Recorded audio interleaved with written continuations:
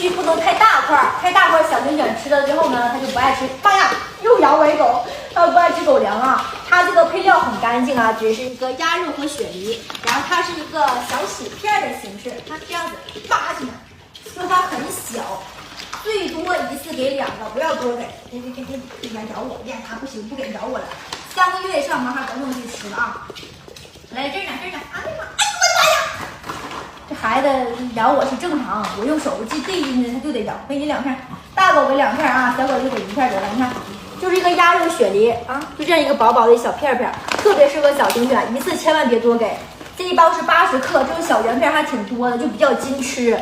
做个训犬小奖励呀，餐后小奖励都可以啊。这个给妈妈去安排一下啊。哎呀妈呀，行了，鸭肉和雪梨这个成分也挺好的啊，没少出血这回啊，还挺优秀啊。